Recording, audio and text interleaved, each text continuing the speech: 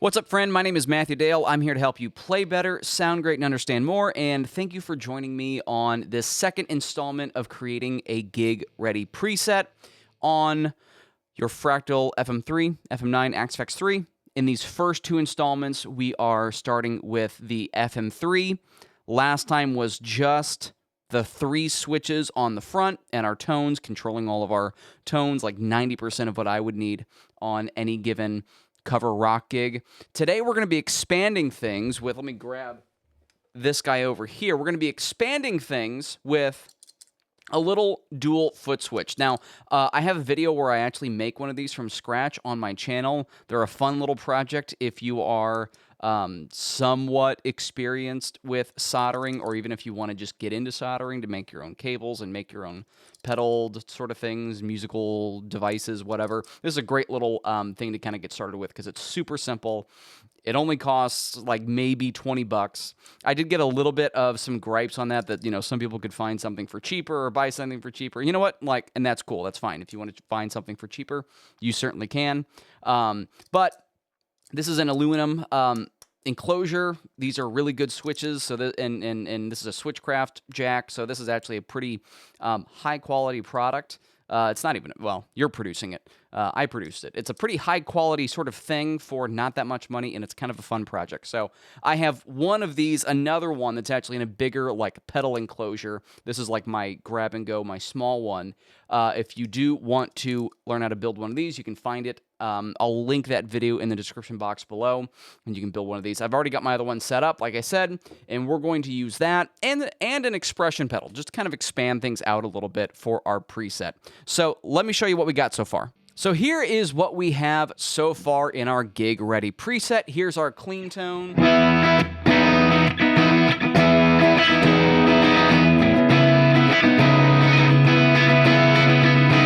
amp switch.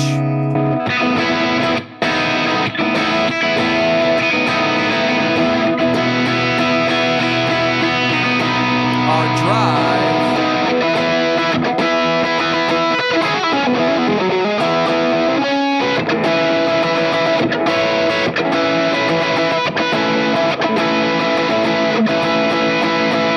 And our lead.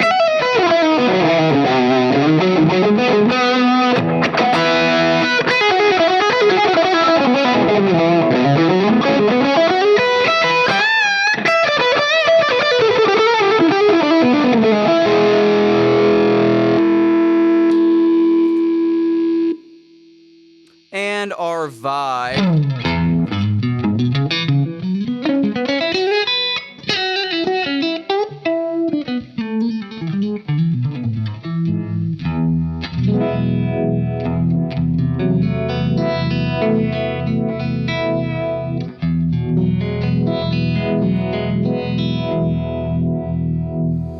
And a couple of other different combinations that we can get out of that here. But now we're going to make things a little bit more functional with the added foot switch and pedal and everything. You know, one thing that's always pretty common with, you know, maybe a preset like this is to add a wah to it. It's something that I would do probably pretty often, maybe even a volume pedal, although for like a rock gig, I'm more inclined for a wah as opposed to a volume pedal. Obviously, if I'm playing worship music, that's going to be different. Volume pedal all day. But let me just show you how to just very quickly set up a wah. You probably already know this, but it's also just some good information here. So, of course, I am going to drag in a wah. Personally, the Clyde at stock settings, it's brilliant for me. That's what I really like. Now, I've got my expression pedal, my Fractal EV2, the smaller one. Pairs nice with the FM3, smaller footprint. I've got that plugged into pedal jack 1, but I want you to take a look at something here real quick. There is a newer feature that was, it's kind of a sleeper feature in our setup, a new feature that's added to FM3 Edit or FM9 Edit or Axe Edit, all the editing software. There's a new feature.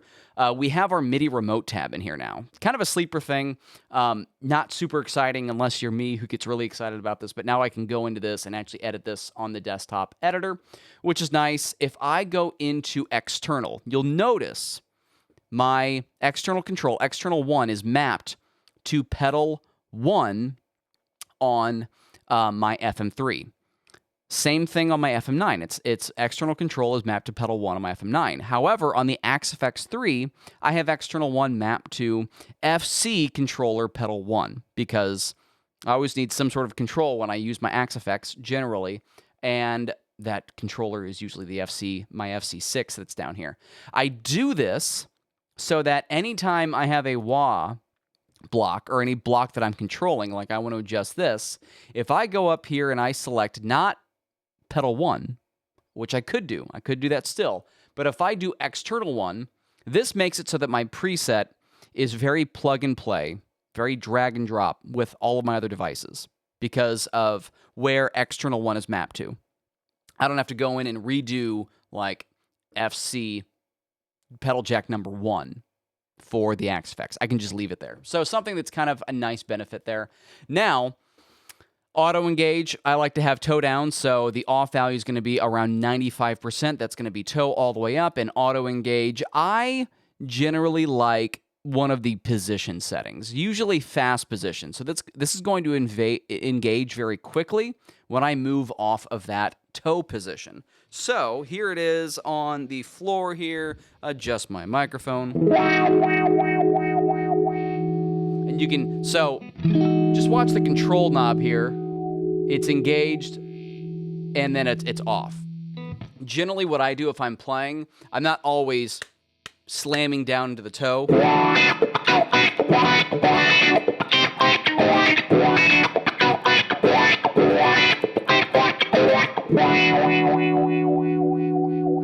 And then it's off. Let's hit it with a little bit of, or a lot of bit of drive.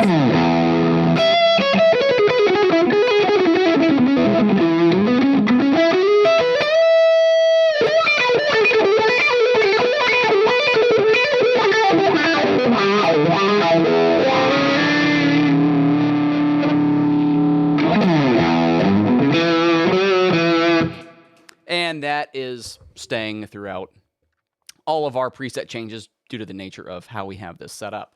Pretty simple. I still think it's kind of worth going through. Also, you kind of have a better understanding of if you plug this preset into your own rig and the watt isn't working, double check that external 1 or just assign it to where you want it to be. So let's get into the meat and potatoes. Let's utilize one of these guys here. This makes for a very versatile sort of thing. This is actually just going to make it so that your FM3 is now an FM5, basically. And we accomplish that with stand-in switches. So stand-in switches are something a little bit confusing, but basically what a stand-in switch is you can assign these two switches to stand in for or act as other switches in your layouts, whatever layout you want, actually. So I could be present in my layout 5, custom FM3, and I could be accessing a switch from layout 6, switches 3 and 4, or whatever you want it to be set up as. I'm going to keep this for the sake of simplicity. I'm actually going to keep this all within this layout, so that, that way you can just call up layout 5 or plug in this layout and call up layout 5 and everything. And I already have the stand-in switches assigned to, in my FM3, for switches 7 and 8. And here's how you can tell what is switch 7 and 8. If I go to show functions, you can see there's number 1, there's number 2, number 3, number 4, number 5, number 6, number 7, and number 8. Now, I can't show you how to assign it on the desktop, so I'm going to take you over to the floor to show you. Okay, so on the FM3 itself, we are going to hit the Setup menu button, and we are going to go to FC Controllers and Onboard Switches. We'll hit Enter, and I am going to navigate all the way over to stand-in switches. And notice, I already have it kind of set up, but we're going to be on layout 5. And let me move these over to the ones that we are actually doing now.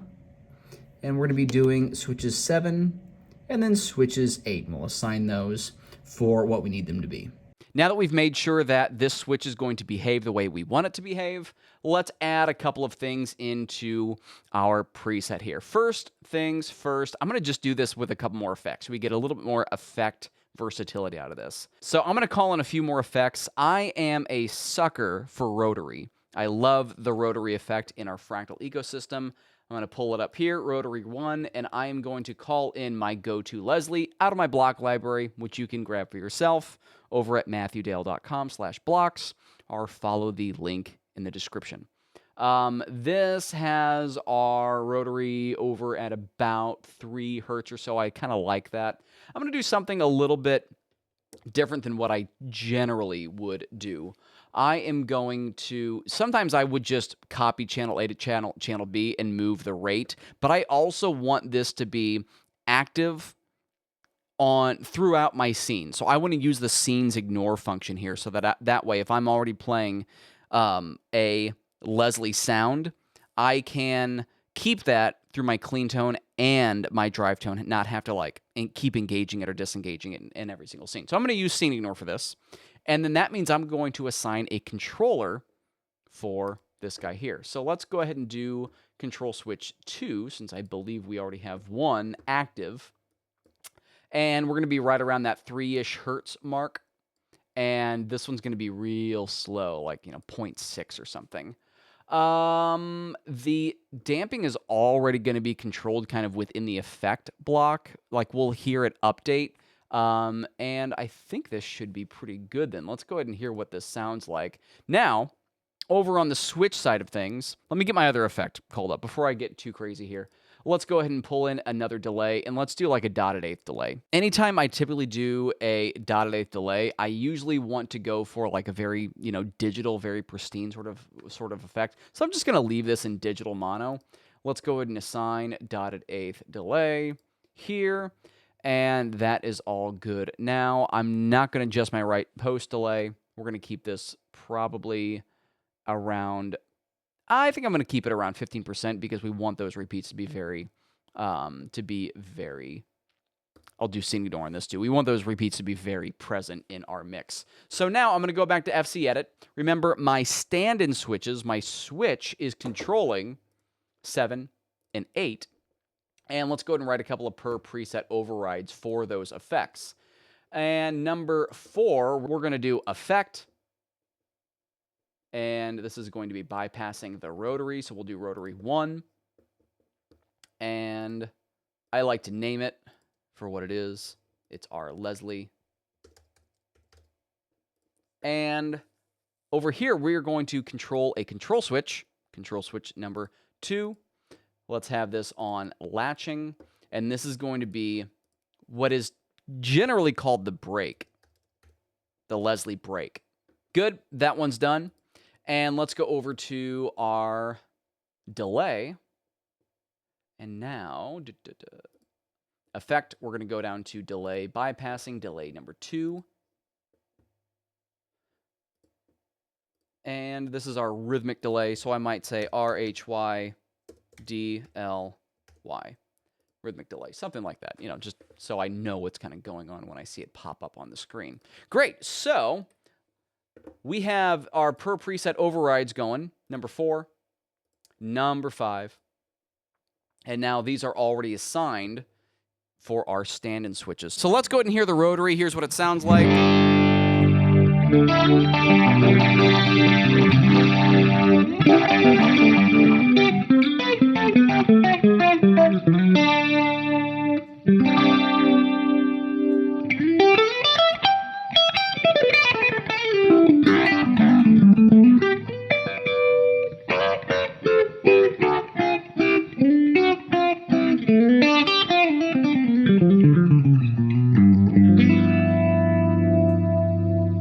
Let's hit it with a little bit of amp drive.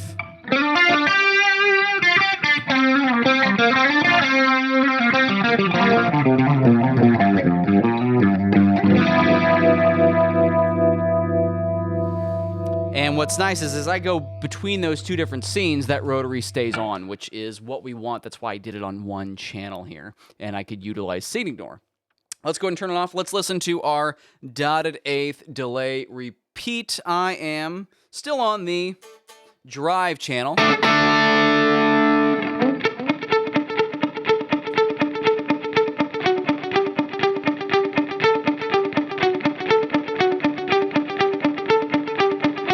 Now, for rhythmic delay, I might even go a little bit more for this. So let's try 22.8%. And if I can play in time.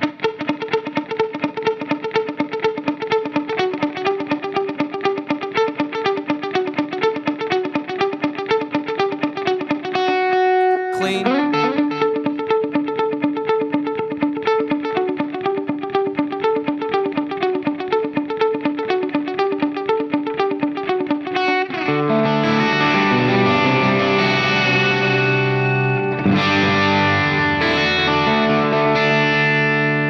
And turn it off.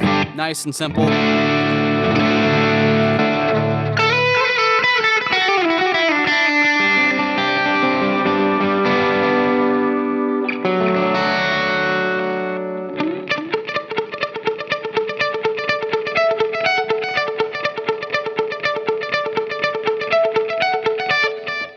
So on and so forth. So there's one way that we can use stand-in switches to control really just a couple of effects. I don't think that's the way that I would actually utilize it, though. Here's another alternative.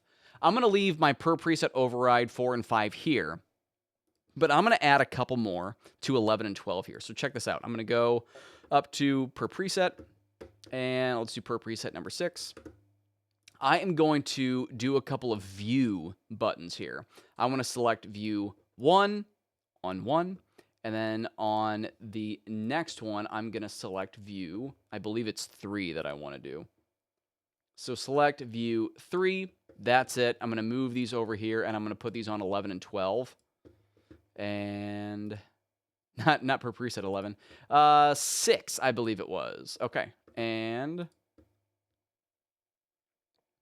7.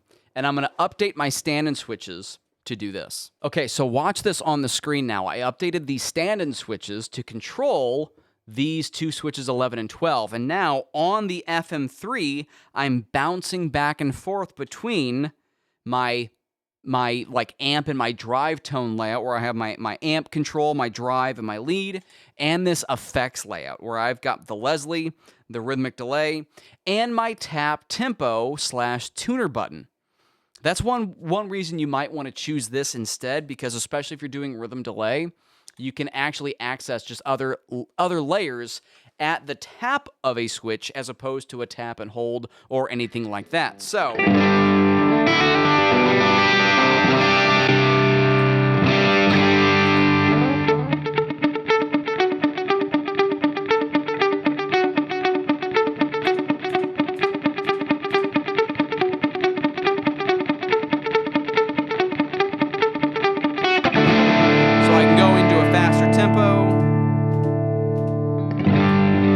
I've got my tuner that can come up and mute me.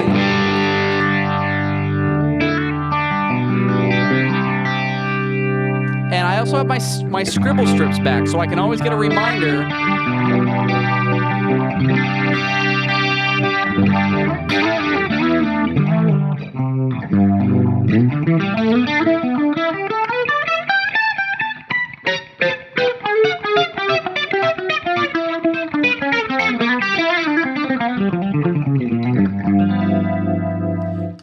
Scribble strips are nice because it always gives you a nice reminder of what you are actually controlling. You don't have to remember if you're going through a lot of presets with this sort of setup going. You don't have to remember what did I set the stand-in switch to do. I kind of like this. I feel like it's more functional. If we wanted to, I could move my vibe up to the hold function of the rhythmic delay switch. That way, it's a little bit more like, just gain and just effects. That might be kind of nice and organized for you. Otherwise, I think this gives us a lot of functionality for a very simple switch. And we've filled up our preset quite a bit more and have gotten more use out of it. So let me know what you think of this. This is part 2 of this, still staying on the FM3. Next, we're going to go to the FM9 or FM3 with an FM9, so be looking out for that. Also, if you just want to have much better control and command of your Fractal device, there is no better way than checking out my course, Fractal Fundamentals.